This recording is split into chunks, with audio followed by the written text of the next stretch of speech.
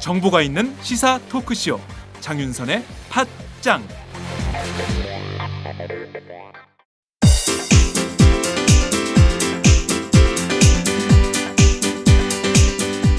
선배님, 문학을 잘 가르치는 대학이 따로 있을까요? 문학? 문학이면 서울디지털대학교 문해창작학과지. 왜요? 다른 학교랑 차이점이 있나요? 서울디지털대학교 문해창작학과는 순수 문학부터 드라마 작가, 라디오 작가, 영화 시나리오 작가까지 커리큘럼이 창작 중심이야. 그리고 책임 교수제를 도입해서 1대1로 학생을 지도하니까 학생들 실력이 성장할 수밖에 없지. 아, 그래서 문단에 데뷔한 사람들 중에서 서울 디지털대 문예창작과가 많군요. 그럼 문단에 데뷔하는 사람만 매해 10명이 넘어. 교수진 중에서 문예의 질을 직접 발행하는 사람이 5명이나 된대. 유명 작가들이 동아리 활동까지 같이 하면서 학생들 작품을 지도해준다니까. 그렇구나. 그럼 입학 후에 내가 소설가가 될지 시인이 될지 드라마 작가가 될지 가능성을 알아볼 수 있겠네요. 지금이 입시 기간이죠? 아싸, 결정! 고마워요, 선배. 서울디지털대학교 문예창작학과 신입 편입생 모집 중.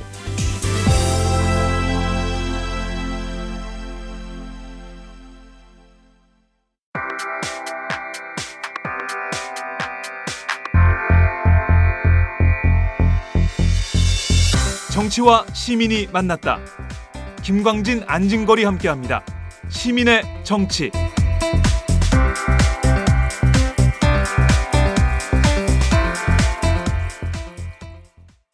매주 월요일에 고정 코너 시작하겠습니다. 김광진, 안진걸의 시민의 정치. 오늘도 어김없이 새정치민주연합 김광진 의원님 나오셨습니다. 어서 오세요. 예, 비오는 월요일 아침입니다. 네. 여러분 반갑습니다. 김광진입니다. 빗속을 뚫고 오셨어요. 우산을 들고. 보좌관이 안 와. 택시 타고 왔어요. 저희 직원은 오마이뉴스를 별로 안 좋아하는 것 같아요. 네. 항상 여기 올 때만 네. 늦거나 안 오거나 뭐 이러는 것 같아요. 아, 정말 고생하셨네요. 보좌관님 좀 사랑해 주세요. 자, 참여연대 안진걸 협동처장님 나오셨습니다. 어서 오세요. 네, 안녕하십니까. 의인 김광진 의원님하고 함께해서 늘 벅차고 고마운 안진걸입니다. 좀 일찍 와. 아, 예. 늦었어요. 제 강변북로가 엄청난 정체를 이루고 그래요. 있습니다. 비 오는 죄송합니다. 월요일 사실 솔직히 네. 말하면 비 오는 월요일 강변북로 그다음에 그 올림픽대로 완전 네. 쥐약이에요. 네. 지금 네. 출퇴근길에 꽉 막혀 있는 분들 팟짱 들으면서 행복한 네. 출근길. 아니, 아침 바랍니다. 6시 5분에 나왔는데 이렇게 막힐 줄은. 6시 5분. 지난주에 6시 네. 5분에 나오셔가지고 일찍 오셨잖아요. 네, 지난주에는 비가 안 오니까 7시 전에 도착했는데 6시 59분. 오늘은 좀 늦었습니다. 타임에 죄송합니다. 도착하셨네. 예, 저희가 이 프로그램을 이쪽으로, 이 코너를 이쪽으로 월요일로 바꿨잖아요. 예. 뜰 줄 알았어. 근데 또 아니야. 아, 분발하세요. 예, 죄송합니다. 좋아요, 구독하기로 힘을 주시기 바랍니다. 안진걸, 의원님 댓글은 많이 달리는데 저 때문에 그런 것 김광진에게 같습니다. 힘을 주십시오. 아이고, 죄송해요. 그 재밌는 댓글을 봤어요. 안진걸 이런 얘기 해도 되나? 안진걸 처장님 말씀 좀 줄이면 더 좋겠는 이런 얘기. 그거 봤어요. 저도 다 봤어요. 아, 봤어요? 아, 다 봐요? 제가 그러니까 민망해. 항상 그러잖아요. 김광진 의원님 분량을 저보다는 약간 더 많이 네. 계속 배치해야 된다 서로. 예. 근데 말을 많이 해. 오늘부터는 좀 침묵을 하겠습니다. 예. 과연 자, 네, 과연 대리운전 꽃배달 퀵 서비스 어디 써야 되죠? 착한 콜 생활 서비스. 착한 콜은 일상의 소비를 통해서 작은 나눔을 실천하는 아름다운 동행을 꿈꾸는 회사입니다. 5% 나눔 운동을 하고 있어요. 꽃배달은 1800-9222, 대리운전은 1800-9998, 퀵 서비스는 1800-9668. 어디든지 빠르고 정확하게 배달해드리는 착한 꼴 서비스. 안진걸 처장님 만나셨죠? 예. 그때. 이분들이 다수 NGO하고 협약을 맺어서 아. 한 건당 500원에서 많게는 뭐 1,000원, 2,000원까지 이용자가 네. 그 자기가 원하는 시민단체나 진보개혁 단체에 이렇게 기부하는 시스템이 되어 있습니다. 어. 그래서 대단히 뭐 오마이뉴스 광고렛을 떠나서 네. 대단히 아주 혁신적이고 좋은 뜻으로 일을 하시는 분들이라고 느낌을 받았습니다. 그렇군요. 함께해 주시기 바랍니다. 본격 직장인 드라마 공생 대리운전 편. 부장님 가볍게 한잔 하시죠. 나 차 가져왔는데. 아유 착한 콜 대리운전이 있잖아요.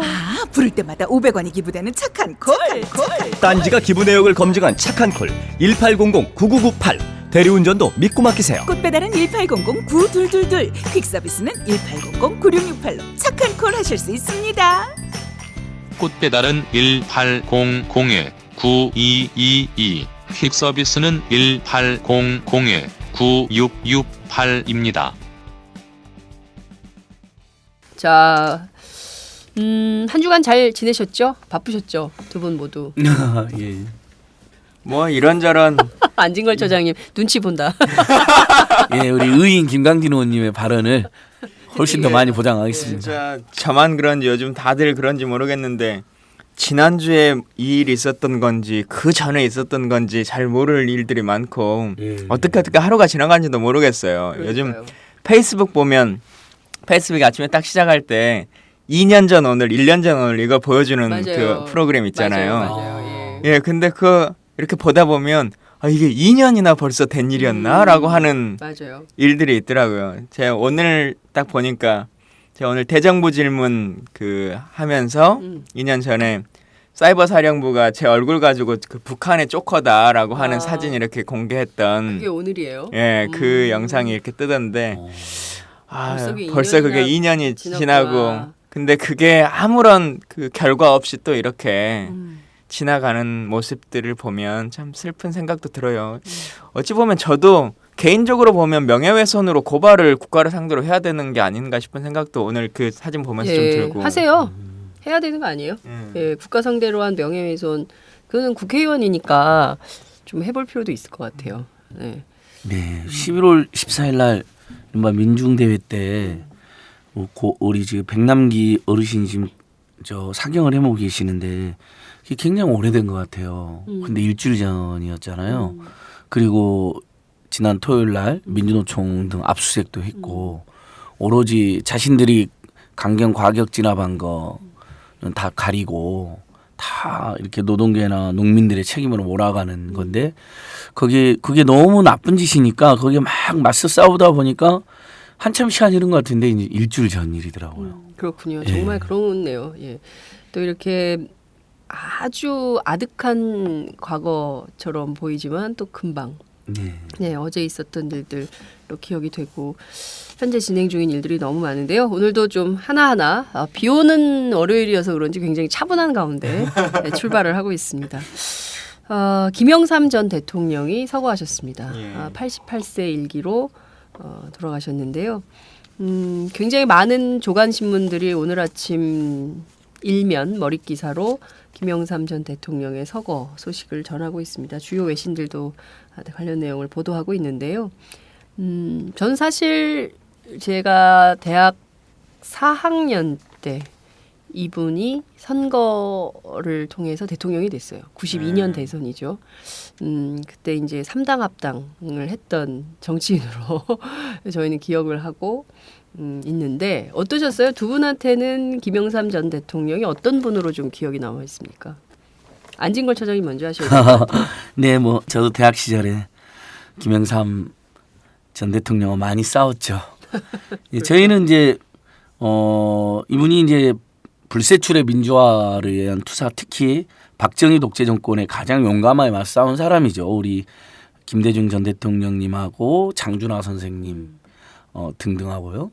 그래서 그런 점은 지금도 공정이 아주 높게 평가받아야 된다고 생각하는데 저희 기억은 어쨌든 군부 독재와의 3당 합당, 그 다음에 96년도에 연세대에서 대학생들 아주 무자비하게 진압한 거, 97년, 96년, 97년 노동법, 안기후법, 지금 이제 문제가 되는 그런 각종 조항들을 날치기 처리한 거, 그리고 결국 IMF를 초래한 것 등을 생각하면 지금 어제 오늘 이제 김영삼 전 대통령에 대한 그런 민주화의 주역이었다라는 합당한 평가는 맞지만 한편 동시에 많은 분들이 그가 재임 기간에 오히려 민주주의나 인권을 짓밟은 일도 많이 있었다라는 지적을 하고 있습니다. 특히 IMF를 불러일으킨 부분에 대해서 지적하는 건 또 역시 합당하다고 생각합니다. 하지만 그래도 이렇게 한 시대가 이렇게 저물어가는 거에 대해서는 서글프고 애도의 마음이 생기더라고요. 네.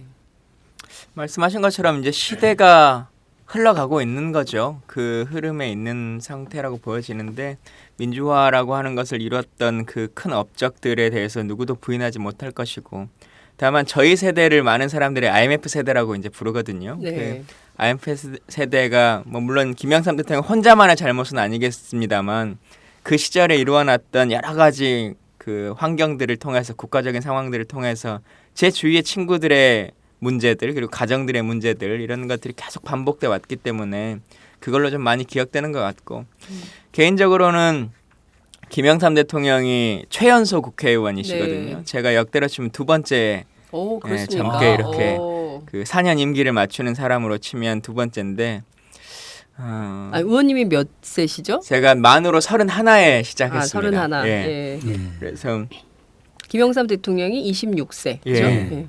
국회의원 최연소 기록은 제가 못 깼는데 다른 기록은 한번 깨봐야 된다는 개인적인 생각을 가지고 대통령을 먼저 하겠다.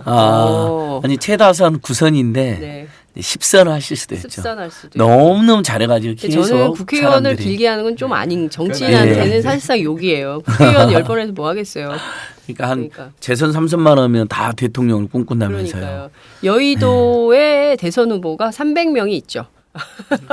근데 진짜 제가 보니까 네. 3선을 하고 4선을 준비하는 시기에 대선 주자가 안 되면 네. 그건 약간 무능에 가까운 것 같아요. 그러니까 정치인으로서 네. 뭐 지역에 일을 하거나 그런 음. 동령으로서는 할 수는 있는데 네.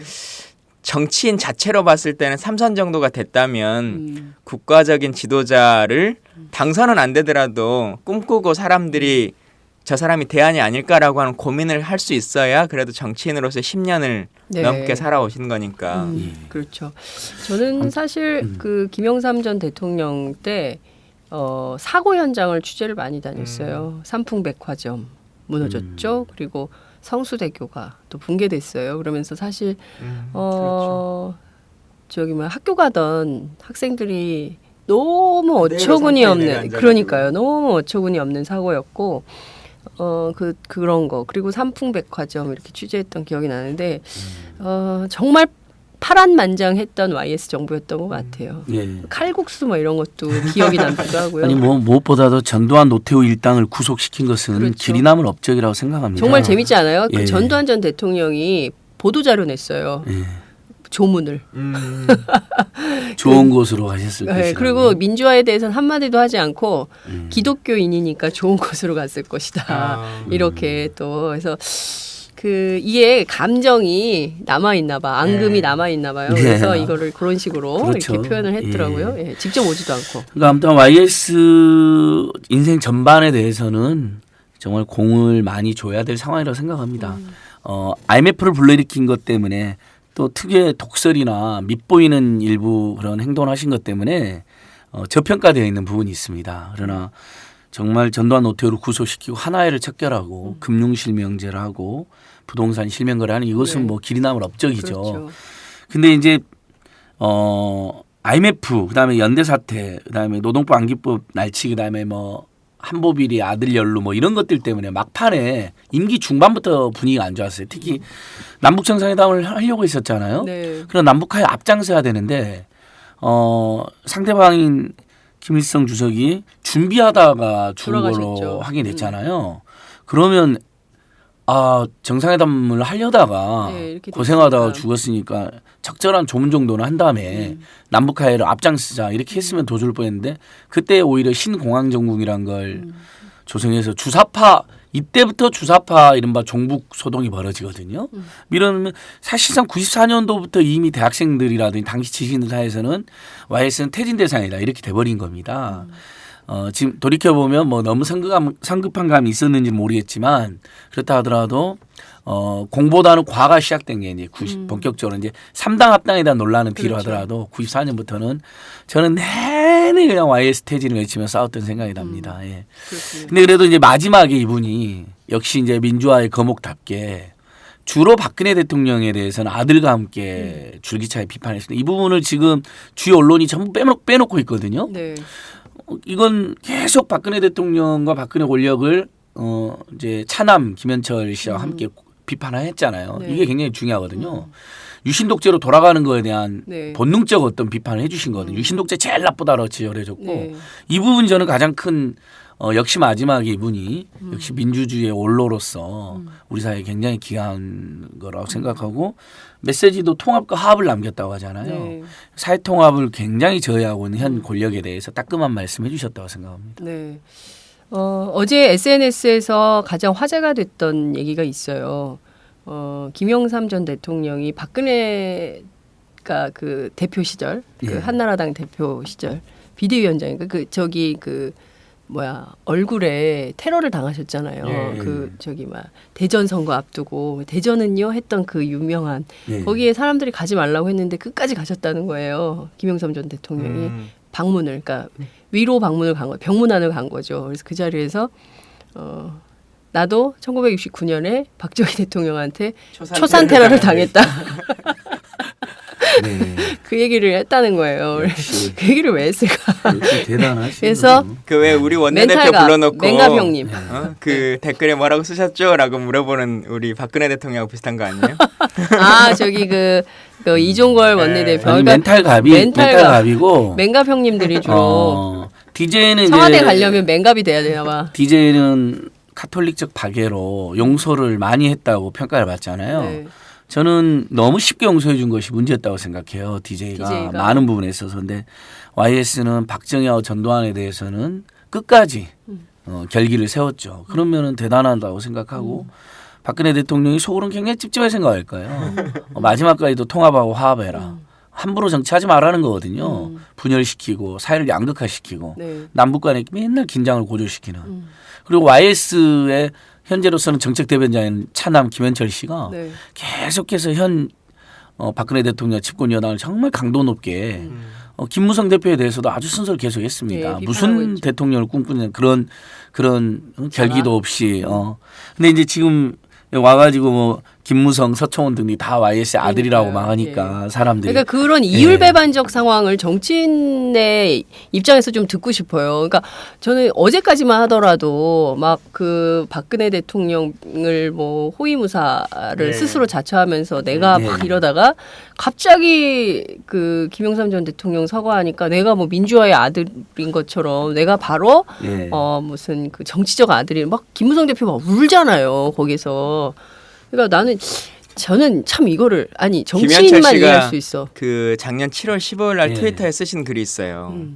김무성 의원은 친박 비박 사이에서 줄타기나 하지 말고 1년 이상 입원 중인 아버님 병문안부터 하는 것이 도리일 것이요. 이렇게. 아주 중요한 맞아요. 말이죠. 예. 중요한 트위터에 말이고. 어제 많이 돌았습니다. 그러니까 YS 아들이라는 게 이게 정말 김영삼의 정치적 아들들이고 자기가 그 이제 뭐 김무성 씨는 YS 아들이다. 네. 서청원 씨는 뭐 정책 대부다 뭐 이런 식으로 이야기하고 그리고 뭐 내가 서로 상주 경쟁을 하고 있잖아요. 네, 상주 경쟁하고 근데 있죠.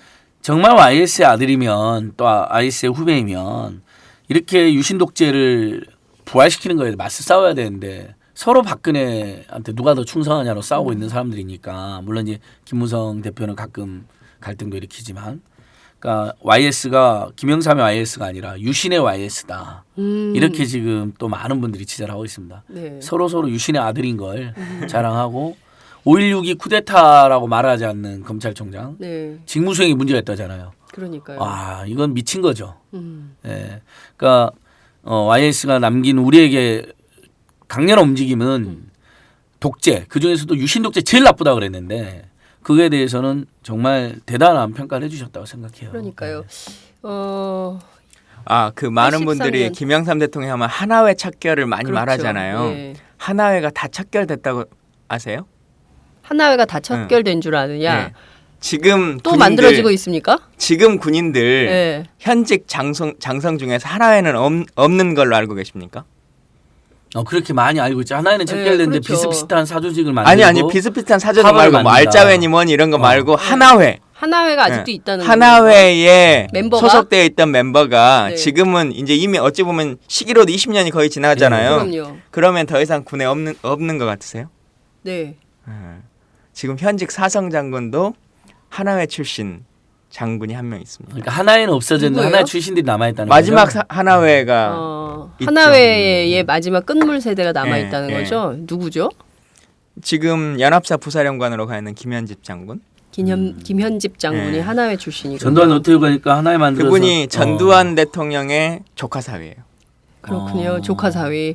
아니 근데 제가 얼마 전에 경우회에 있었잖아요. 그 경찰들의 날 예. 하는 행사에 12.12 사태 주역들이 전부 나왔어요. 예. 고개를 들고 당시에 박종철 고문치사 사건 관련해서 했던 내무자 전부 저는 어버이 연합 행사인 줄 알았어요. 그러니까 이자들이 그랬더니 지금 다 다 나왔어요. 12.12 사태 주역들이 전부 나와가지고 고개 빳빳이 들고 행사에서 경찰들한테 거수경례 받으면서 헤드 테이블에 앉아서 식사하시고 하시는 거예요. 그게 가능이나 한 역사입니까 이게? 그러니까 쿠데타 저지르고 시민을 고문해서 죽이고 온갖 비리 저질렀던 자들이 주로 재향군이네, 경우에 또 뭐 헌정에 뭐 이런 데 가가지고 지금도 뭐 전두환한테 각하라고 하고 막 이런 자들이죠. 정말. 그러니까요. 이 잘못된 유신이 역사는- 부활하니까 역사 청산 안 돼서 유신이 부활하고. 그러니까요. 잘못된 네. 역사가 올바르지 않은 역사가 지금 현재에도 지속되고 있다는 점을 저희 애청자들께서는 꼭 기억해 주시기 그러니까 그 바랍니다. 잘못된 역사의 가장 큰 문제는 대한민국은 잘못을 한 번도 단죄하지 않았다는 데 있는 거예요.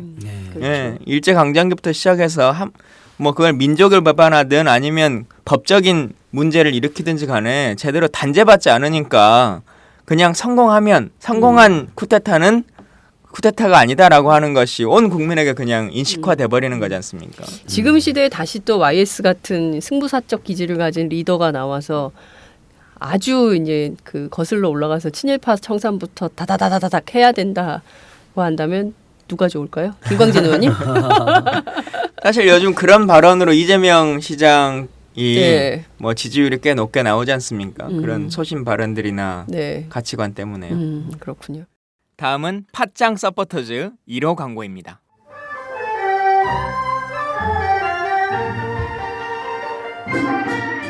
양꼬치집에 대한 모든 편견을 깼다. 풍무 양꼬치. 착한 가격, 품격 있는 공간. 국내외 유명인들도 자주 찾는 풍무 양꼬치.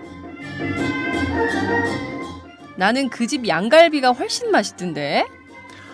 누나 나는 그 집 맛있는 요리들이 지금도 잊혀지지 않고 있어요. 단체석이 많아 모임하기 좋은 곳. 풍무 양꼬치. 대림역과 구로 디지털 단지 역점 두 곳에 있습니다. 예약 문의 02809-9292, 02809-9292. 잠깐, 팟짱 애청자라고 말씀하시면 통큰 서비스를 제공합니다.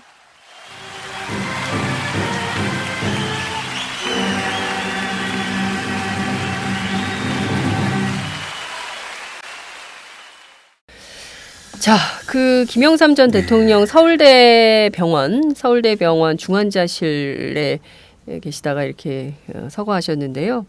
같은 중환자실에 계신 분이 계셨습니다. 바로 농민 백남기 어르신이신데요.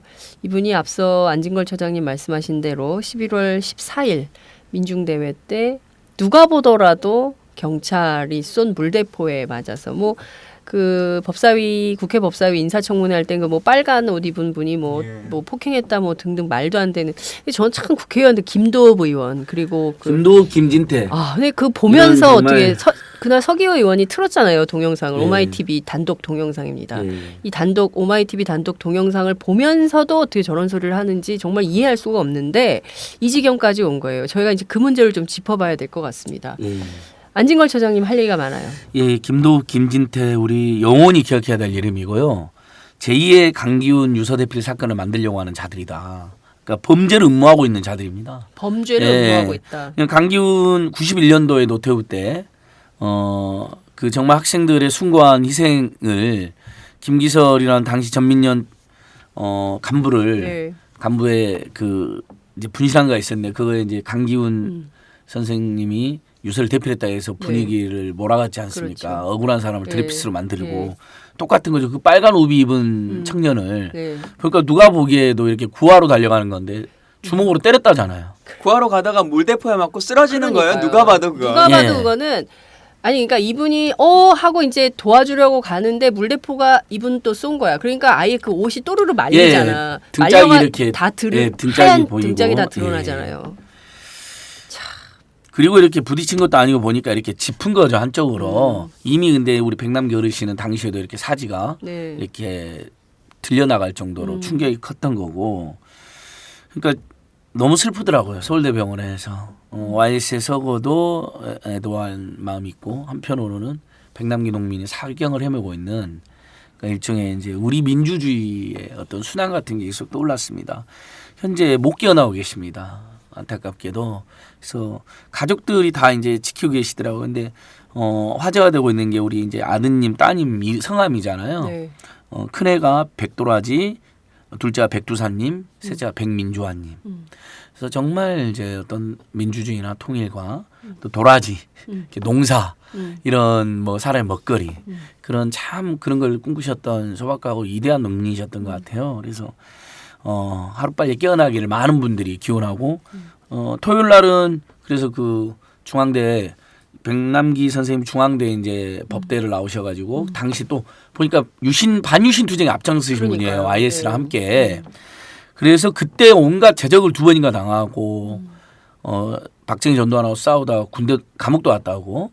그러니까 박정희한테 고통받고 박근혜한테 물대포로 죽을 뻔한 지금 이런 정말 너무너무 서러운 상황이죠.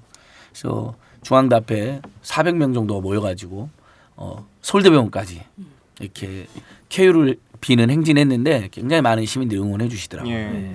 일단 그 발언으로 봤을 때 저도 정치를 하는 사람이니까 제가 짧게 정치해 보니까 그러더라고요. 정치는 설명하는 순간 져요. 규정하면 이기고 뭐가 됐든지 간에 일단 규정을 해버리면 그 사람이 이기는 거고 정치적으로는 옳고 그름을 떠나서. 근데 설명이 시작된다라고 하면 이미 논쟁은 지나가 버린 거거든요. 그러니까 이것도 김진태 의원이나 뭐 이렇게 얘기를 해서 폭력 행위가 있었다라고 규정해 버리는 거예요. 그러면 일단 자기 지지자들의 일부는 동의하거나 아니면 이제 반론을 펴야 되잖아요. 우리가 사실은 전혀 얼토당토 않은 걸 가지고 지금 이 시간을 할애하고 있어야 돼요. 설명의 필요성이 없는데도 불구하고 설명을 해야 돼. 구구절절하게. 근데 설명을 듣다 보면 그렇게 볼 수도 있고 아니게 볼 수도 있다라고 하는 생각을 또 많은 사람들이 갖고 저 야당 정치인들이 저렇게 설명하는 걸로 봐서 또 그렇게 볼 수도 있나 보다 라고 생각하실 수 있는 부분들이 생겨요. 그러니까 이게 정치적인 술수죠. 그래서 그렇게 느끼는 게 있고 두 번째는 아까 말씀하신 이제 박정희 시절부터 지금까지 계속 그 힘들게 살아오셨단 말씀하셨는데 대한민국을 지켜온 힘이라고 하는 것이 저는 그거라고 봅니다. 여기저기 요즘 정부가 많이 하는 것 중에 하나가 새마을 운동에 대한 것을 막 이렇게 육성하고 전 세계에 퍼뜨리려고 하잖아요. 근데 아프리카의 새마을 운동을 막 얘기하고 한다고 해서 대한민국처럼 똑같이 되지 않습니다. 개발도상국 국가가 대부분 비슷한 형식을 갖춰요. 약간 그 절대적인 독재화와 비슷한 그 지도자가 나타나고 그 사람이 리드하고 뭐 하지만 대한민국과 동일하게 발전하지 않습니다. 대한민국이 뭐 자원이 많습니까? 뭐 나라입니까? 그러지 않아요. 유일하게 국민들의 인식이 다른 나라들과 다른 것이거든요. 그러니까 새마을 운동이라고 하는 것은 박정희의 인식을 그 다른 나라에 전해가지고는 전혀 만들어질 수 없는 인식 구조예요. 이건 인내하고 교육받고 희생하고 헌신하면서도 이 나라를 위해서 그리고 내 후세를 위해서 내 자식들을 위해서 내가 꿈꾸는 좋은 나라들을 위해서 나의 일정 부분을 헌신했던 국민성에 있는 것이지 한 독재자 때문에 이런 일이 벌어지는 게 아니거든요. 그럼요. 지금 이 백남기 씨 같은 경우도 마찬가지죠. 똑같이 아까 서울대병원에 두 분이 있지만 김영삼 대통령도 목숨을 걸고 헌신하셨지만 김영삼, 김대중만으로 대한민국의 민주화가 그럼요. 절대 이루어질 수 없는 거거든요. 그렇습니다. 그 많은 민초들이 함께해야 가능했었던 거죠. 우리 안진걸 처장님 아까 그 민주주의 순환을 보는 것 같다. 서울대 그 이를테면 중환자실 두 풍경 하나는 그 김영삼 전 대통령 그리고 두 분이 이제 그 병상에 누워 계셨던 것이지요. 김영삼 전 대통령 그리고 백남기 선생님 두 분의 반유신 네, 투쟁에 선두였던 정치적 선두였던 네. 김영삼 전 대통령 돌아가시고 네, 민초의 선두였던 그렇죠. 또는 학생 지식인 그룹의 선두였던 백남기 선생님은 사경을 해먹고 있고 그렇죠. 그 두 장면을 얘기하면서 예. 이제 민주주의 순환이라고 하시면서 이렇게 눈물이 그렁그렁해요. 아, 그 후발 주자로 지금 예. 계속 그 시민운동 하고 있는 거거든요. 이런 지금은 청년이 아니지만 저한테는 청년으로 청년입니다. 우리 새정치민주연합께서 저를 청년으로 청년으로 다시 해줬어요. 거듭나게 해주십시오. 아직 만 지금, 45세가 안 돼서 네. 청년비례 출마하세요. 고맙습니다. 예, 지금 예, 이렇게 출마를 못합니다. 가슴이 아픕니다. 예. 예. 한국의 참 이런 슬픈 민주주의 예. 역사를 이제는 좀 제대로 돼야 될 때가 됐어요. 예, 예, 해방 그러니까요. 70년이거든요, 올해가. 이제는 좀 제대로 된 역사를 가져갈 때도 됐는데 계속 이게 반복되고 있는 역사에 대해서 이렇게 젊은 정치인 또 젊은 운동가가 좌절하지 않도록 해야 되는데 참 슬픕니다. 아니 우리 의인 김광진 의원님께서 정리를 잘해 주셔서 사실은 그 대한민국 역사는 어떤 역사냐 다 너무 우리 청취자들께서 너무나 잘 아시겠죠. 한 맺힌 민초들의 피 맺힌 노동과 그래서 배워야 된다라는 교육에 대한 집념 일념 그것이 다 나라 사랑과 민초들의 사랑과 자식들에 대한 사랑으로 이게 우리 대한민국을 이끌어온 힘이거든요. 그걸로 민주주의도 그다음에 경제발전도 오히려 독재자들은 그런 민주주의나 경제발전에 해만 끼쳤죠. 어떻게 보면. 그래서 전시적으로 새마을운동을 한 거고 박근혜 따님은 새마음운동을 한 거고 네, 새마을 혼을 청탁시 마을을 깨끗하게 하는 새마을운동 혼을 깨끗하게 하려고 하는 새마음운동 그것이 무슨 민주주의와 경제발전을 만듭니까? 그건 오히려 독재 정권에 충성하는 마을과 개인을 만들려고 했던 것뿐이죠. 그러나 대한민국 국민들은 그걸 거부하고 오히려 민주주의와 민초들이 먹고 사는 경제발전의 길을 걸어온 거죠. 이게 대한민국 자랑스러운 역사인데 이걸 강조하면 강조할수록 자신들의 독재 정권과 나쁜 짓이 부각되니까 교과서를 조작하려고 하는 거죠. 그래서 저번에도 말씀드린 박근혜 대통령이 왜 역사 교과서를 국정하느냐. 친일 독재를 찬양하는 것만이 아니다. 그 의도를 명확히 드러냈다. 경제발전이 반노동자성으로 그려졌고 재벌이 부정적으로 그려졌다는 거거든요. 그러니까 그 점에서 김무성과 박근혜가 완전히 일치한다. 친일과 독재와 재벌 이 세 가지 키워드로 교과서를 재벌이 빠져 있어요. 지금 이 역사 교과서 반대 진영에서. 그렇죠. 그리고 반노동이 노동이 존중되는 사회가 빠져 있어요. 이 부분이 싫은 거예요. 이 사람들은 본능적으로. 무슨 노동자가 피땀 흘려서 국민들이 피땀 흘려서 경제발전으로 나라가 발전했다는 거냐. 다 독재자들이 재벌들이 시키는 대로 했으니까 이렇게 됐다고 생각하는 거거든요. 저는 근본적으로 이래서 이 부분은 역사투쟁에 문제가 있는데 결국은 다다수 우리 국민들이 민초들이 이길 수밖에 없는 투쟁이라고 생각합니다. 그래서. 네. 자, 그 매일 미사가 있는 것 같아요. 예. 서울대병원에서 매일 미사가 있고 또 네덜란드에 사는 막내 따님 오셨잖아요. 저 정말 예. 가슴 아프던데 이 좀 얼른 이 좀 가족들의 손을 잡고 일어나시기를 기원하고요. 예. 12월 5일 날 하는 그 2차 집회 예. 이것도 지난번처럼 각각의 지역에서 이렇게 다 올라오시도록 조직화되어 있는 건가요? 아니면 아니면 간단하게 설명을 드리면 우리 청취자들께서 궁금하실 테니까 우리 백남기 어르신 상황은 내사나 식물인간으로는 규정은 하긴 좀 어려운데 아무튼 거기에 준하는 의식불명 상태라서 제가 오기 전에 그래도 우리 청취자들께서 뭐 서울대 병원을 출입하는 네. 한겨레 신문 의료 전문 기자 김양준 기자가 네. 제 친구여서 네. 물어보니까 그게 좀 오래되면 내사나 식물인간으로도 진입할 수도 있고 기적적으로 깨어날 수도 있다. 아직은 속단하기는 이르다. 그래서 우리 다들 기도해 주시고요.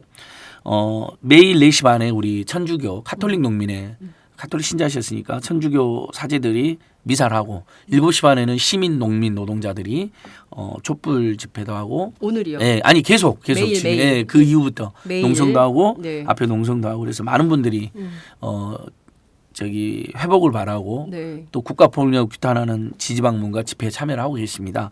그다음에 이제 11월 28일 날 11월 28일 예, 노동계 중심으로 큰 집회가 한 번 있고 네.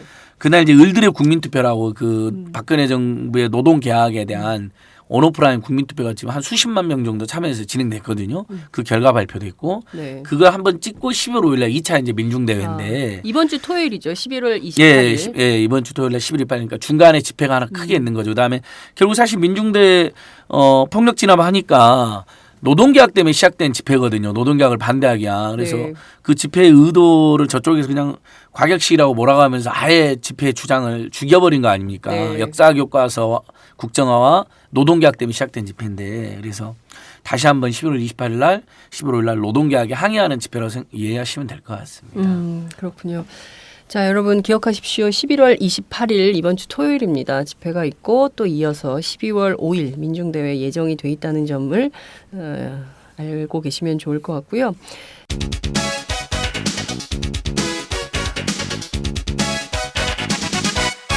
장윤선의 팟짱. 국내 최초로 단체 공정 여행을 시작한 국제민주연대 공정여행 사업단과 함께 2016년 새해 첫 여행을 떠나볼까요? 차마고도를 따라 천혜의 자연과 소수민족들의 삶을 체험하는 차마고도 윈난 여행. 하얼빈 빈등지와 짜릿한 겨울을 만끽하는 겨울 만주여행. 하얀 설원 위에서 새해를 맞이하는 강원도 태백 영월 여행. 새로운 여행, 가치 있는 여행, 더 재미있는 여행. 공정여행과 함께 해주세요. 국제민주연대 공정여행 사업단 전화 070-8812-5809 070-8812-5809 www.fairtour.co.kr을 검색해 주세요. 지난 주말에 또 황당한 일이 있었어요. 민주노총 압수수색이 있었거든요. 네. 금요일, 토요일 오전, 이른 아침이었습니다. 압수물이 특이해요. 압수물이. 예. 네. 그 뭡니까? 왜 좀 이해할 수 없는 퍼포먼스용을 망치하고 손도끼하고 밧줄을 이렇게 공개를 했거든요. 네. 압수물 1시간 만에 이례적으로 공개를 했는데 네. 제가 이건 100% 제가 시위 전문가 아닙니까? 시위 예, 작전도 많이 짜봤고. 전문 시위꾼? 예, 뭐 이미 구속도 된 바 있고 지금 예. 세월호 집회, FTA 뭐. 반대 집회, 반값 등록금 집회로 예. 삼관왕, 소환장. 예. 소환장. 다행히 어버이연합이 예, 구속은 전문 안 됐네. 시위꾼 처벌하라고 피켓을 아. 만들어가지고 안진걸 처장이 기자회견을 하더라고요. 예, 아. 경찰 네? 내부 보고서에는 바풀떼기. 예? 바풀떼기 집회 때마다 바풀떼기처럼 붙어있는 자들. 권영국 변호사하고 안진거라고 그래서 예, 바쁠 때 들어가 있습니다. 아니 근데 바풀떼기로. 제 말은 예.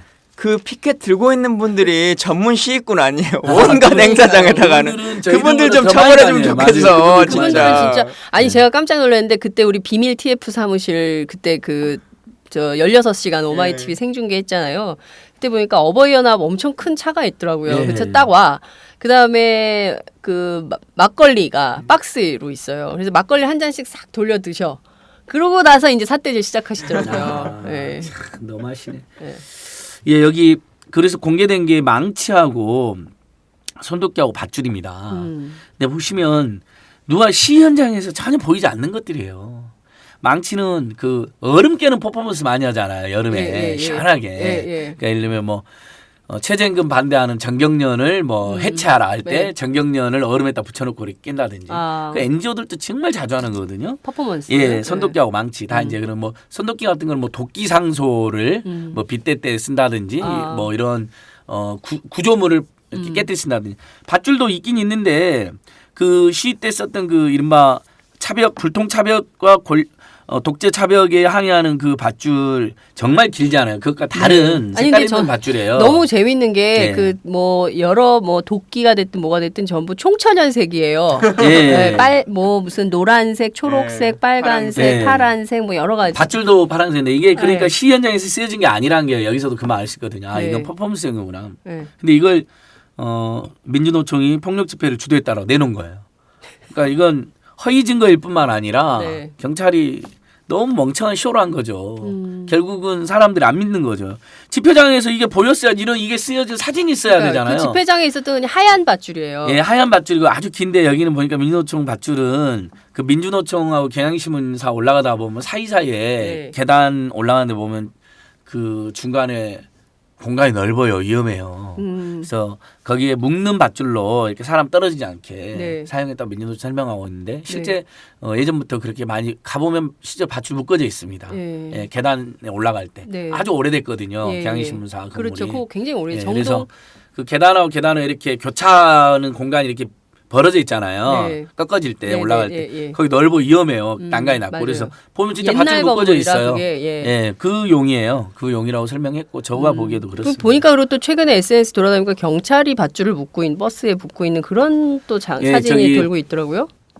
뒤에서도 다 사진 찍혔는데 이렇게 끌어당기면 네. 버스 한 대만 이렇게 되면 끌리니까 네. 여러 대를 묶어 놓는 거죠. 그렇게 경찰이. 예, 칭칭 자기들이 감아놨었죠. 아. 그리고 나무에도 감고 예, 막 뒤에도 감고 서로 감고 뒤에도 감고 이렇게. 그러니까요. 예. 그런 사진이 또 막 돌아다니더라고요. 예. 근데 이것도 결국은 똑같아요. 아까 말한 것처럼 규정하는 거죠. 음. 응. 이 불법 행위가 있었다라고 하는 이 사진만 보면 네. 많은 사람들이 또 망치가 또 이렇게 있었네. 뭐 해머를 또 갖고 갔나 보네라고 생각하게 되는 거예요. 또 이제 이걸 구구절절히 이 망치는 얼음 깰 때 사용했고요. 뭐는 이 줄은 뭐 했었고요. 라고 하는 것을 설명해야 되는데 문제는 그 설명을 들어서 이해하는 국민들이면 처음부터 별로 의심하지 않아요. 대다수 국민들은 관심이 예, 없다는 거죠. 예. 근데 운전하면서 가면서 이를테면 아주 심각한 목소리로 네. 아나운서가 민주노총 압수수색을 했는데 도끼가 나왔고 뭐 손도끼, 밧줄이 해머 나오고 뭐 이런 해머가 거 나왔다니 나왔다니까. 아니 저런 특히나 사람 이렇게 이걸 되는 거죠. 주장하는 사람이 기본적으로 공권력이라고 하는 것이지 않습니까? 네. 그거에 대한 기본적인 신뢰가 있는 상태에서 이걸 이제 선언하는 건데 이런 식이에요. 예를 들면 컴퓨터 대한민국에 어느 집이나 컴퓨터가 다 있어요. 근데 컴퓨터를 그냥 하나 딱 갖다 놓고 북한도 사이버 공격을 할 때 컴퓨터를 이용한다. 라고 그냥 얘기하면 되는 거예요. 근데 이 컴퓨터가 그것에 이용됐는지 아는지는 나중에 조사를 해봐야 아는 거고 일단 이 집에서도 컴퓨터가 나왔다. 근데 북한도 삼성 CPU 컴퓨터를 사용하는 것으로 우리가 그동안 추적해왔다. 예. 그냥 이렇게 하면 끝나는 거거든요. 심지어 손도끼는 네. 민주노총 우리 이렇게 상근자들 보시면 등산 좋아하시는 분들 많고 캠핑하는 분들 많거든요. 그 손도끼용이에요. 캠핑용. 예, 캠핑용 손도끼요. 딱 네. 봐도. 네. 그리고 뭐 도끼는 시 현장에 나온 적이 없어 아직까지. 도끼 상수할 때만 나와요. 네. 예전에 한글 문화인데 이건범 대표님이 한글날을 네. 다시 공휴일로 지정해달라 해서 도끼 상소했었어요. 유명한 정경련 앞에서. 정경련이 그걸 반대했거든요. 재벌놈들이. 그때 등장하는 일종의 손도끼는 가끔 있는데 네. 이건 캠핑용 손도끼거든요. 실제로. 네. 그러니까 이제 황교안 집 들이닥쳐가지고 압수해 가면 뭐 칼, 톱, 식칼 많이 있을 거 아니에요. 네. 그 사람 살인을 모의한 거예요. 이런 식이죠. 이런 식인 거죠. 예. 사회를 그러니까 우습게 만들면 안 되죠. 공권력이. 지금 이 지경까지 온 것인데요. 말씀하신 대로 설명과 규정 사이에 우리가 굉장히 여론이 호도되는 측면이 있는 것 같습니다. 특히 이제 언론이 불균형적 상황이고 또 보수 언론과 종편이 워낙 힘이 세다 보니까 많은 사람들이 어쨌든 그 언론에 노출이 돼 있다 보니까 막 그렇게 규정돼 버리는 그렇기 때문에 규정된 것에 대해서 설명을 하면 아니 이렇다는데 뭐 이렇게 돼 버리는 것을 다시 돌리기가 정말 어려운. 그래서 저는 솔직히 말하면 이 미디어 악법 결국 미디어법이 한국 사회를 굉장히 많이 퇴보시키고 있다는 비판을 할 수밖에 없을 것 같습니다. 이런 게 이 집회나 압수수색처럼 크고 무거운 주제도 마찬가지지만 사실은 작은 부분들도 많아요. 군에 있어 보면 그 군 사건 사고들도 많고 뭐 자살자도 있고 뭐 하지 않습니까? 그러면 상식적인 측면에서 보면 압수수색을 하려면 내무실을 압수수색해야 돼요. 우리 임병장 사건, 그 총기 난사했던 네네네. 임병장 사건이 났을 때 그 기사 일면들이 뭐라고 났냐면요. 기무사가 군헌병이 압수수색을 했다라고 나와요. 근데 어디를 압수수색하냐? 이 사람 병장이니까 군대 간 지 2년이 가까이 다 돼요. 네. 그러면 내무실에서의 어떤 생활들을 압수수색해야 되는데 집을 압수수색해요. 임병장의 집. 그래서 그 임병장의 컴퓨터에서 게임을 했냐 안 했냐를 추적해요. 그래서 게임 중독이다라고 하는 걸 기사에 내거든요. 그리고 발표를 해요. 근데 그걸 아무런 여과 없이 또 기사가 나요. 신문 지면에. 기자들 똑바로 일합시다. 네. 군대 내부의 어떤 모순과 폭력을 네, 은폐하고 그러니까요. 실제 총을 일종의- 2년간 이 그렇죠. 친구가 쐈는데 네. 만약에 그것 때문에 정신적인 문제가 있었으면 실제 총을 2년간 쏜 것에 대한 정신적인 문제를 체크해야죠. 네. 그러니까요. 군대 간 지 2년 된 사람을 집에 게임 가서 게임 중독이나 중독으로 가정불화로 몰아가려고 그러죠. 뭐 대부분 네, 그래서 집을 그러니까요. 조사하는데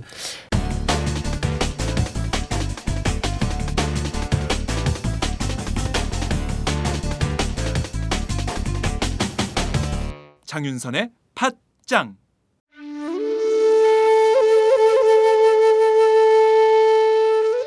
영한네이처의 마카 산삼. 공중파 텔레비전에도 없고 인터넷 배너 광고 하나 없지만 팟캐스트 좀 들어봤다 하는 분들은 다 아는 마카 산삼. 진짜 유명해져서 유사 제품도 많아졌습니다. 이젠 마카 산삼으로 검색하면 너무 많이 나와요. 꼭 영한네이처로 검색해주세요. 팟캐스트에서 듣던 그 마카 산삼을 구입할 수 있습니다. 특히 나라 걱정으로 심신이 지친 분들에게 권합니다. 몸에 정말 좋습니다. 내 몸도 나라도 살릴 힘이 납니다. 페루의 마카와 우리나라 산삼, 몸에 좋은 11가지 원료를 모두 하나로 만든 마카 산삼. 마카 녹용과 마카 소아 청소년도 있습니다. 1일 2회 공복에 따뜻한 물과 함께 드세요. 영한네이처 마카 산삼. 네, 저도 팥짱 녹음하기 전에 마카산삼을 꼭 챙겨 먹고 있습니다. 근데 저는 이번에 보면 이런 그 경찰의 압수수색, 압수물품 이런 것들을 보면서 또 한 가지 오버랩되는 사건이 있었는데요. 프랑스 파리 테러, 그러니까 공교롭게도 저희 민중대회에 있던 바로 그날이었는데 14일 저녁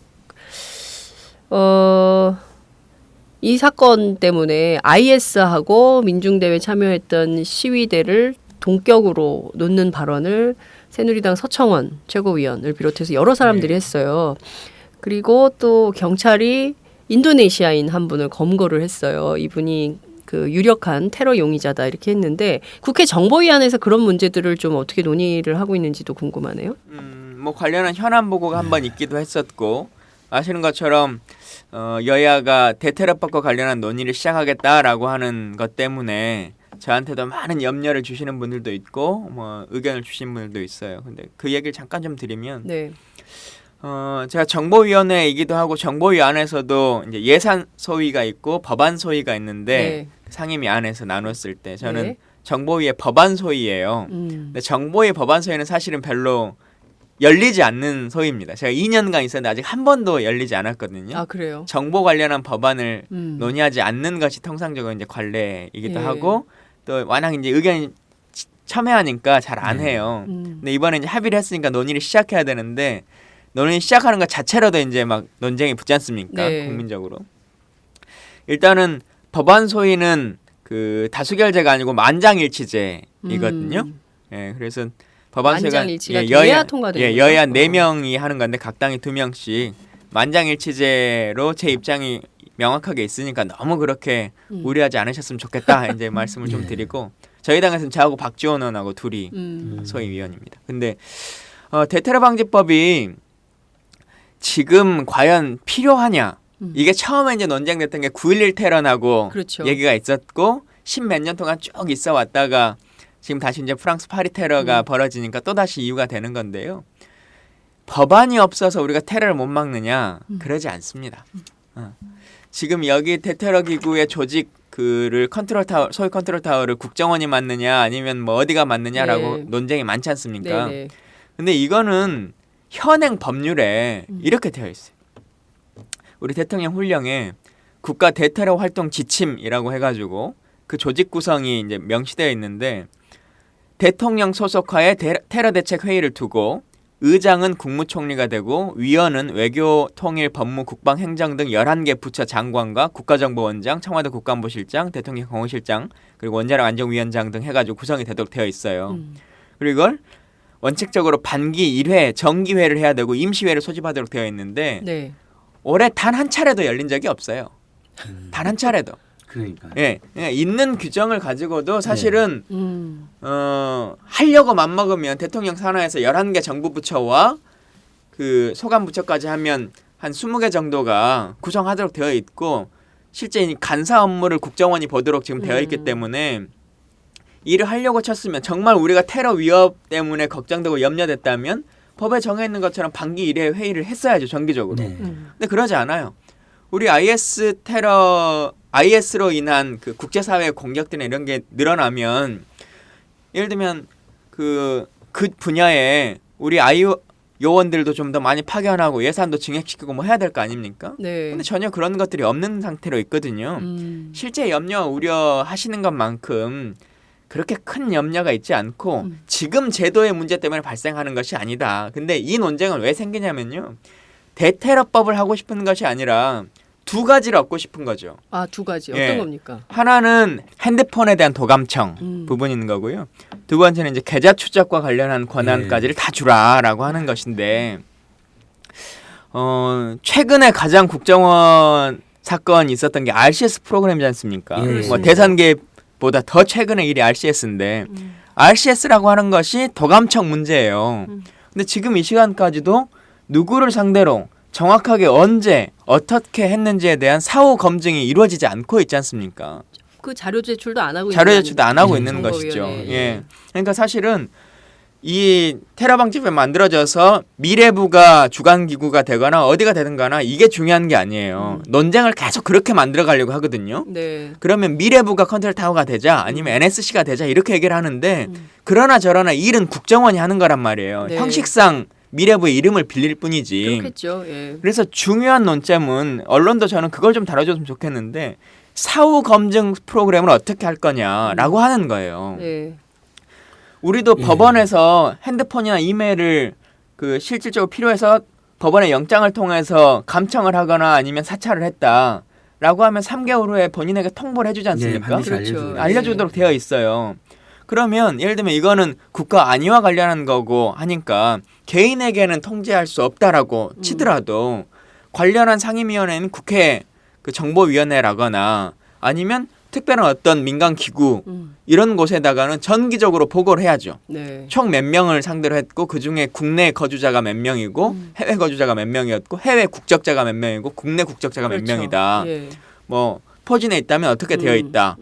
그리고 필요해서 이 위원이 질문해서 국내 거주자 누구라고 하는데 이 사람의 실제 직업을 확인하고 있는 것이냐 뭐 하고 하면 소명할 수 있어야 되는 거거든요. 네. 근데 이런 하등의 그 기능도 없이 사후 감증 프로그램이나 민간 통제에 대한 문민 통제에 대한 아무런 절차도 없이 모든 정보를 국정원에 달라라고 하는 것은 국정원을 아직까지는 신뢰할 수가 없어요. 그렇죠.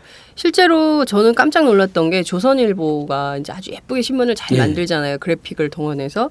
그런데 도감청 권한도 안 주면서 어떻게 테러리스트 IS를 잡으라고 하는 것이냐. 예. 반드시 도감청 권한을 국정원에 줘야 된다. 도감청도 못하게 하는 나라. 뭐 이런 제목이에요. 근데 굉장히 위험한 발상이거든요. 이게 굉장히 기본권을 인권 침해 요소가 많은 것인데 이거를 그냥 아무런 말씀하신 대로 문민 통제에 대한 아무런 절차 없이 그냥 다 통째로 다 국정원 정보기관에 줘버리면 그 다음에 발생할 수 있는 여러 가지 문제들에 대해서 그냥 이게 할 수 없는 거 아닙니까? 그러니까 이런 측면을 생각하셔야 돼요. 조선일보의 말을 그대로 좀 다시 생각해 보자면 예를 들어 검찰에게 그 핸드폰 도감청을 할 수 있는 권한을 조금 더 강화시켜 달라라고 하는 거는 전 논쟁의 여지가 있다고 봐요. 네. 왜냐하면 그 검찰은 다 영장을 통해서 일을 진행하는 상태로 되어 있는데 현재는 우리 정부가 그 김대중 정부가 들어오면서 도감청이라고 하는 것이 기지국에다가 기계를 설치해놔야 돼요. 네. 통신회사들이. 네.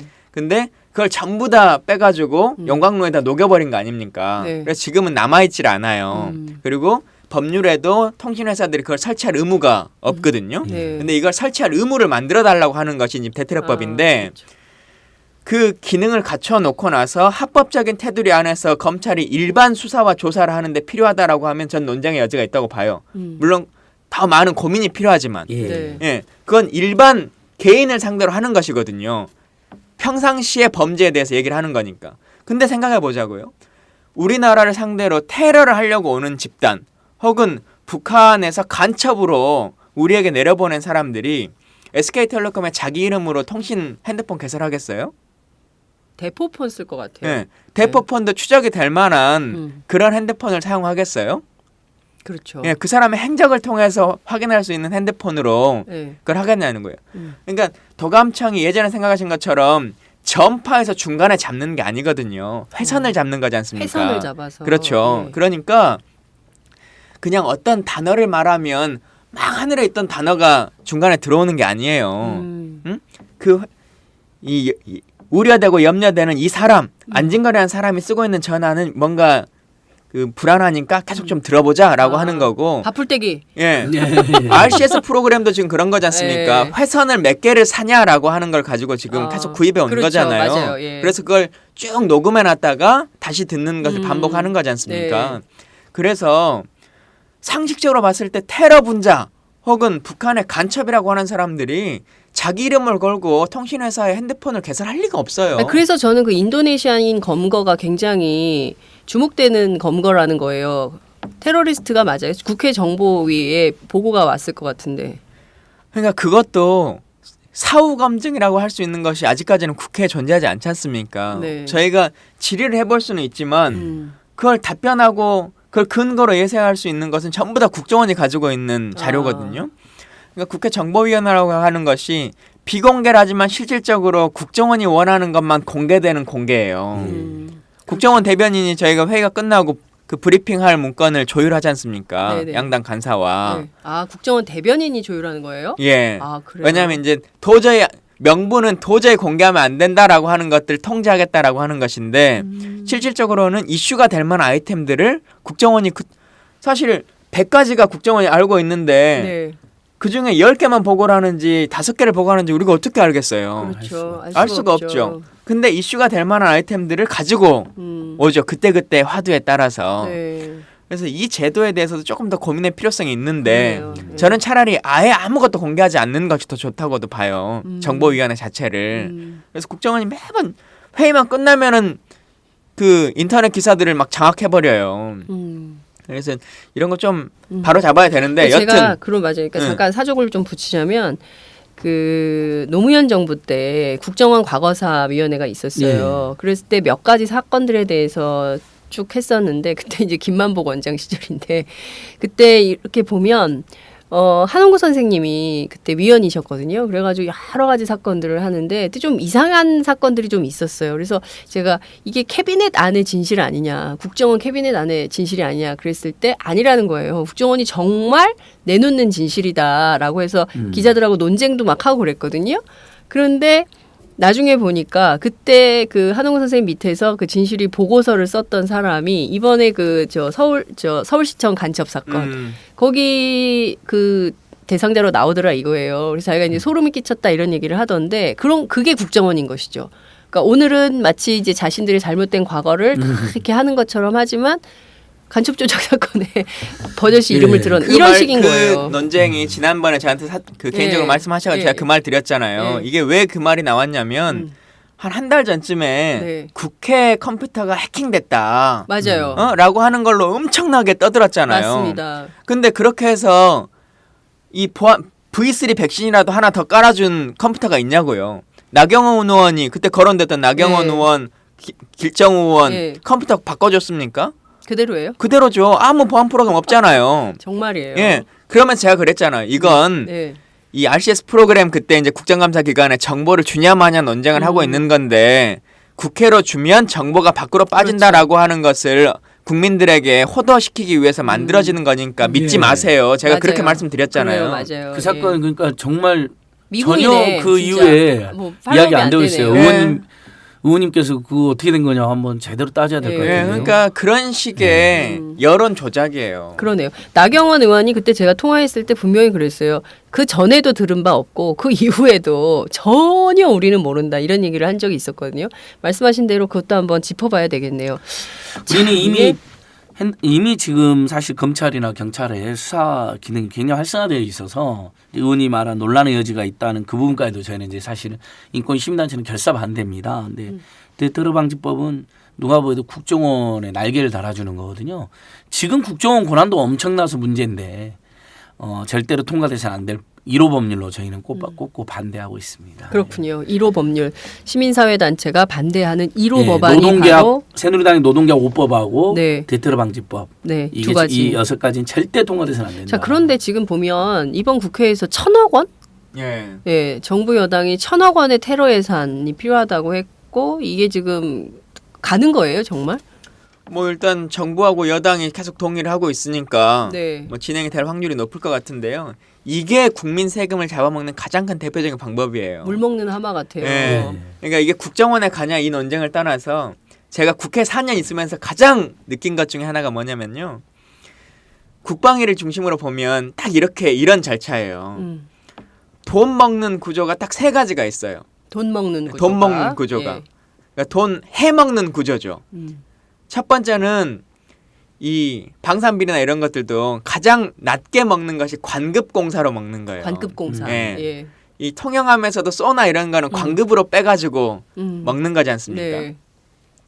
그리고 두 번째 먹는 게 이제 지금처럼 하는 긴급소요 사업이거든요. 이게 긴급소요 긴급소요 사업이에요? 사업이죠. 아, 그렇군요. 어떤 이슈가 되면 그걸 가지고 이제 조직을 긴급하게. 늘리거나 예, 예. 아니면 그 예산을 확보하거나 하는 거고 이제 국방에는 좀 다른 특성이지만 세 번째가 FMS라고 국가 대 국가로 이제 계약하는 거 이제 이건데 두 번째 긴급소요로 보면 뭐냐면요.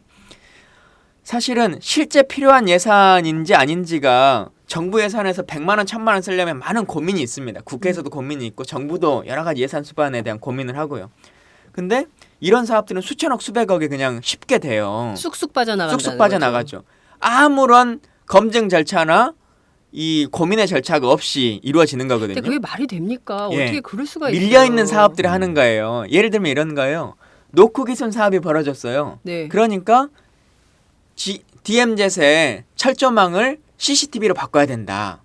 이렇게 DMZ 과학화 사업이라고 하는 것으로 네. 시작하죠. 그래서 CCTV를 지금 삼성이 전부 다 이제 가져가지 않습니까? 예. 그럼 전체 삼성만 좋은 일이네. 예. 그동안 이게 계속 그 ROC를 충족시키지 못해가지고 통과를 못하고 있었어요.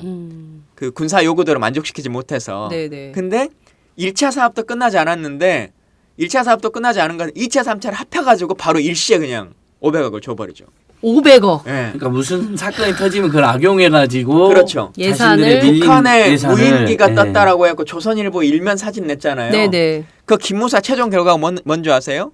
최종 결과는 이게 군사적으로 위협되지 않는 상황이기 때문에 기무사가 조사할 가치조차 없는 상황이다라고 하는 게 기무사의 예. 공식 판단이에요. 입장이에요. 입장이에요. 근데 그걸 통해서 미사일 사령부 창설하죠. 그다음 레이더 수십 개 사지요. 그다음 무인기 개발에 뭐 몇십억 예산 R&D. 투입하죠. 예. 이제 이런 식으로 밀린 예산들을 막 투입하거나 밀린 조직을 확대하는 거거든요. 예. 이 1000억이라고 하는 것도 긴급 소요인데 그냥 밀려 있었던 사업들 그냥 막 갖다 끌어붙이는 거예요.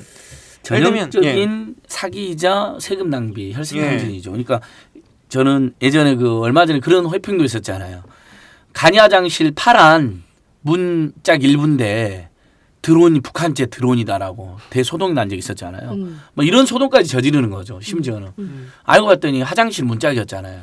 파란 화장실 문짝. 그런 게 있었어요 정말로. 예. 그러니까 이런 소동까지 이런 편승하고 막 광기를 몰아넣으면서 예산 통과시키는 거 밀려있는. 박근혜 정권이 지금 노동계약이나 의료민영화나 금융규제 완화를 하면서 국민들 반대가 아주 심하니까 갑자기 다 청년을 위한 거라고 조작해서 하고 있지 않습니까? 비슷한 거죠. 그건 뭐 예산의 문제는 아니지만 법안을 청년 앞세워서 악용해서 청년들의 열악한 환경을 악용하고 통과시키는 것처럼.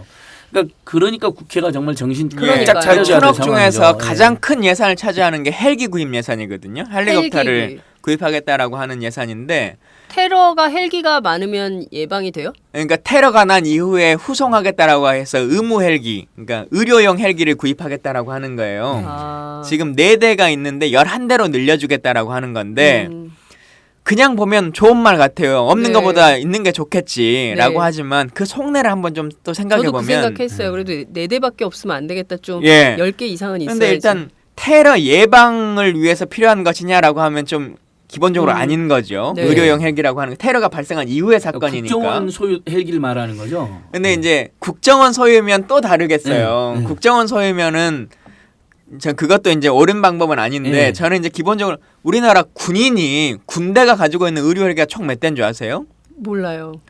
전군 65만 명 장병이 사용하는 게 6대밖에 없어요. 6대. 그래서 임병장 총기 난사 사건 났을 때 맞아요. 군용 문 헬기는 날랐잖아. 뜨지를 못해가지고 그래요, 군용 헬기는 맞아. GPS가 없어요 또 이게. 그래서 산악을 못 가. 그래서 민간 헬기가 온 거 아니에요 119 헬기가. 그래서 지연돼가지고 그 친구 현장에서 즉사하고 그랬지 않습니까? 맞아요. 근데 차라리 필요하면 그 11대를 군용 헬기나 소방 헬기로 네, 제공해가지고 같이 하면 평상시에도 되잖아요. 쓰고. 사용하고 네. 하도록 해줘야 되는 거죠. 그렇죠. 근데 이 11대를 구입해가지고 추가 구입해서 대학병원들에 주겠다는 거 아니에요. 왜 그런 큰 거죠? 병원들에 민간 병원. 네, 민간 병원들에 그걸 그 뭐라고 거점 병원인가 뭐로 지정을 해가지고 평상시에는 그 병원들이 사용을 하고 네. 테러가 났을 때 그 후송하라라고 네. 하는 것인데 이건 결국은 밀려 있었던 병원의 민원 사업들을 국가 예산을 가지고 네. 그냥 해결해주고 아니, 근데 생색내는 거죠. 메르스 때문에 병원들의 불만이 많았을 것 같긴 한데 그렇다고 해서 이게 헬기로 땜질할 이런 예. 것은 아닌 것이죠. 저는 테러 방지법도 전혀 이렇게 필요가 없고 황당한 예산 집행이 이루어지고 있군요. 그러니까 테러 방지법 필요 없고 예산 증액도 전혀 필요 없다고 생각하는 게 국정원하고 검찰하고 경찰 있잖아요 우리나라에. 네. 만약에 국내 정치에 불법 부당하게 개입만 안 하면 그 관련된 예산과 인력이 있잖아요. 그다음에 불필요하게 집회 시 진압하고 탄압하는 데만 골몰하지 않는다면 그 인력과 예산이 그게 대테러와 대스파이와 이런 데 사용되면 되는 거예요. 근데 예를 들면 기자회견 10명 하는데 막 경찰 20-30명 와 있잖아요. 그 미친 짓이잖아요. 강력범죄 예방하는 데 가셔야죠. 국정원이 국내 정치에 불법 부당하게 개입하지 않고 맨 무슨 집회니 4대강 반대니 뭐 국정교과서 반대니 이런 지식인들이나 당사자들 막 사찰하고 돌아다니잖아요. 그 짓만 안 하면 그걸로 대테러 대스파이 일 하시라는 거예요. 그 돈하고 그 인력으로. 그럼 벌써 우리나라 더 좋아졌죠. 그러니까 테러 방지법 예산 우리가 서고나면 안 된다. 그러니까요. 예. 굉장히 중요한 거 같습니다. 그러니까요. 근데 좀 이런 생각이 좀 듭니다. IS 심각하죠. 그리고 저렇게 평범한 파리지앵들의 평범한 금요일 저녁을 강타한 굉장히 나쁜 짓이고 무도한 짓이라고 생각합니다. 그리고 그들이 주장하는 종교와 정치가 일치되는 국가, 소위 이슬람 국가라는 게 과연 현대사회에서 가능한 것이냐, 아마 전 세계의 모든 사람들은 동의하지 못하는 주장입니다. 테러도 용인돼서는 안 된다고 생각을 합니다. 다만 그 테러를 막을 수 있는 방법이 법을 만들고 거액의 예산을 집행한다고 해서 과연 막을 수 있는 것이냐. 대한민국이 관용의 나라이고 이슬람에 대해서도 우리가 함께 할 수 있는 나라라는 것을 보여줄 때 테러에 대한 안전지대가 되는 것이 아닌가 이런 말씀을 좀 드리도록 하고요. 저희가 오늘 정말 핫한 이슈들, 뜨거운 이슈들을 중심으로 다 좀 짚어봤습니다. 역시 시민의 정치가 갑이야. 아니 이게 저기 YS 타계하고 민주노총 압수수색 당하고 막 그러면서 네. 그 정의당 통합정의당 출범했잖아요. 네, 그분들이 뉴스가 늘 너무 죽었어요. 근데 그분들이 늘 날짜를 잘못 잡아요. 그러니까 지난번에도 이상하게. 보면 국정교과서 발표나는 날 저 합당 선언을 했어요. 그러니까 그 그리고 발표를 앞당겨 버렸잖아요. 그러니까 앞당겼는데 정의당 때문에 출범의 우려에서 앞당겨서 해버린 거예요. 그건 그분들의 해석인 것 같고 이번에도 또 그래. 그러니까 좀 안쓰러워요. 날짜를 잘 못 잡아서 뉴스 밸류를 계속 낮추는 문제가 있어요. 조성주 강상구 씨한테 좀 이야기 많이 듣게 해주세요. 분발하게. 예, 그분들이 좀. 그분들 코너 굉장히 인기 있습니다. 예, 그러니까요. 자, 우리 시민의 정치 분발하시고 오늘은 확실히 의원님 그거 안 하세요? 네. 좋아요, 뭐 구독하기 이런 거 응원해주세요 이런 거. 뭐. 아니 오늘은 확실히 댓글 부대 동원하셔야지. 의인 김강진 의원님 오늘 한 많이 3분의 2에서 한 4분의 2.5 정도 그러니까 하셨어요. 그 안진걸 처장이 말씀하시면 늘 체크해. 저는 오늘은 정말 말씀을 자제하기 위해서 노력했습니다. 10분의 6은 아무튼 김강진 의원님 하셔서 너무 잘하셨어요. 네. 그게 나 앞으로도 계속 그 정도 하자고요. 6대 4 정도. 네, 오늘 두 분 말씀 정말 감사합니다. 예. 그 우중 비를 뚫고 여기까지 오셔서 정말 감사드리고요. 다음 주에 뵐게요. 고맙습니다. 다음 주에 뵙겠습니다. 예, 고맙습니다. 안녕히 계세요. 안녕하세요. 장윤서의 팟짱 귀에 팍팍 꽂히죠? 저는 오늘도 오마이뉴스 최종병기라고 바닥바닥 우기고 있는 김병기 기자입니다. 공짜 자전거 신문 조중동 기자들이 자기 신문 돈 내고 보나요? 안 봐요, 아빠. 네, 저는 팟짱에 매월 자발적 정치료 3만원씩 내는 10만인 클럽 회원입니다. 애청자 여러분 덕분에 올해 1000명 늘어서 무려 9,400. 내친 김에 연말까지 1만 명 만인보 캠페인에 도전합니다. 무슨 캠페인이요? 만인보! 한 명의 마음걸음보다 만 명의 당당한 한 걸음. 올해가 가기 전에 오마이뉴스 10,000번째 주인공이 되어주세요. 홈페이지에서 가입하시거나 02-733-5505 내선번호 274번으로 전화주세요. 요즘 엄청 갑갑하죠? 갑갑해.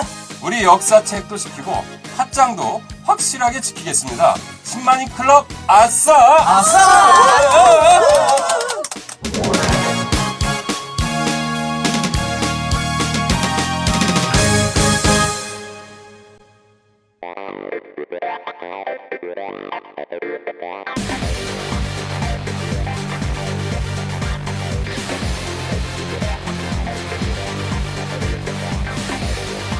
정보가 있는 시사 토크쇼 장윤선의 팟짱.